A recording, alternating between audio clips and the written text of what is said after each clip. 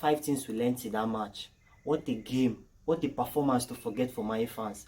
If you ask me, we played better when we lost 7-0 against Liverpool than the way we played this yesterday. Southampton could have scored us 5-0. First half alone, Southampton could have scored us 5 goals, assuming they were clinical enough. Like, we were really lucky in that match yesterday. We were really lucky. So these are the 5 things we learned in the match yesterday.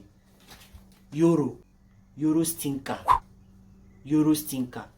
As if Suleiman was quarreling with Euro yesterday because, man, the guy he ran Euro inside and out. Like, Euro was no match for him. Pace, like the way he was just, once he drags Euro out of position, he puts it in Euro's front, first to reach, and before you know, Euro couldn't catch him. Like, as when Suleimana was really clinical yesterday, man, could have been like 3 goals down alone from Suleimana, because Suleimana was really turning Euro inside and out. Like yesterday, Euro really had a bad game. Like, it's a game to forget. You should just be lucky that like Ahmad really built him out yesterday. If not, today would have been really bad for him because they could have dragged him today. He really had a bad game yesterday. And like, I'm really sorry. I feel sorry for him.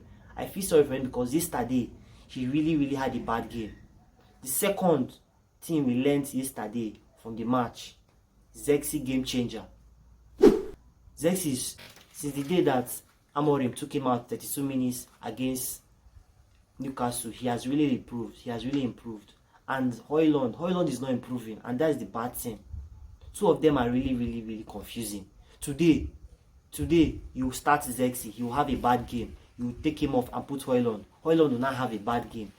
You will not take him off again and put Zexi. Like, two of them are really, they are not consistent enough. And these are the kind of players that man you don't need as in this club, because two of them are inconsistent.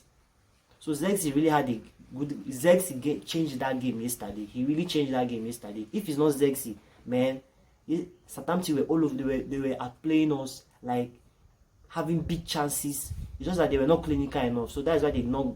I believe if you ask me, Southampton deserved a point in that match because they outplayed us in that match. The third thing we learned, Garnacho and Anthony time is done. Like, if you ask me, Garnacho, what was Garnacho? Like, Garnacho's performance has really declined. He has really declined. Garnacho, I've always said this, Garnacho's football IQ is very low.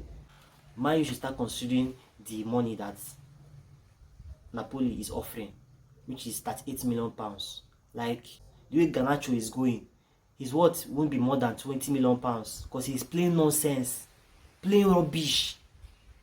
Garnacho and Anthony, look at the chance Anthony missed yesterday. Open net from half a yard. It's not even 1 yard, half a yard. Anthony, just like, what is wrong with Anthony? Garnacho, these guys are really poor. They are not my standard. And I hope that hopefully this summer, we are going to sell the both of them. Because Garnacho is not showing any sign of improving. And it's very bad. Fourth thing we learned, Amorim is ruthless. He doesn't care whether it's 20 minutes. He doesn't care whether you started the match. He's going to take you off once you have started having a bad game.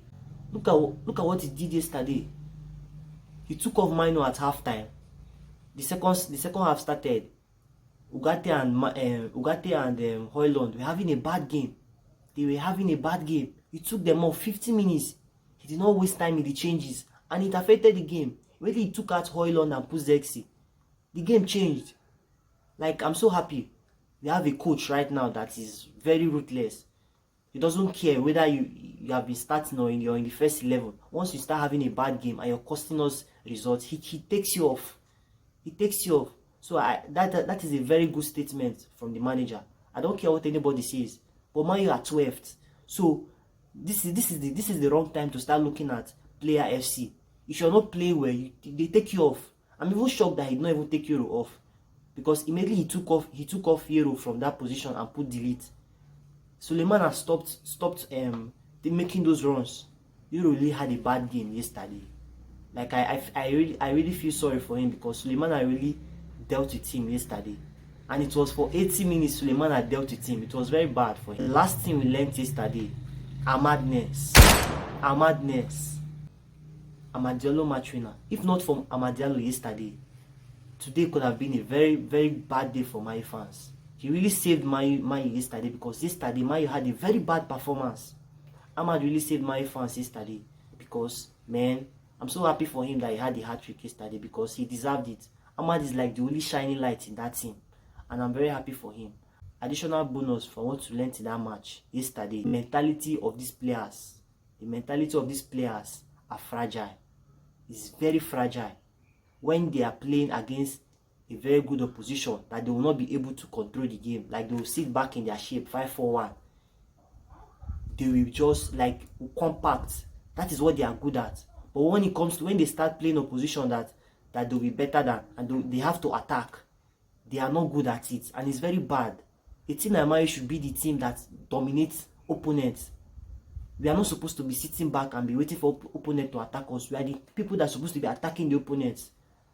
And these players are not good enough to do that, and it's very bad, which means they need to be sold. Or play for a team as big as Manchester United. You should be able to dominate games. How can Southampton come to your home and be dominating you? It's very bad for a team like Man U. I believe this summer they are going to go, all of them. The only player, I believe the only player that deserve to stay in this team is only Ahmad. It's only Ahmad, and maybe Euro, because I believe Euro still have room for improvement. He has the qualities to be a very world-class defender, but he just needs to improve on his positioning and other things. So these are the 5 things we learned in the match. I'll be talking about the player ratings in my next video. So, but please guys, like, subscribe, and click the notification bell for more videos.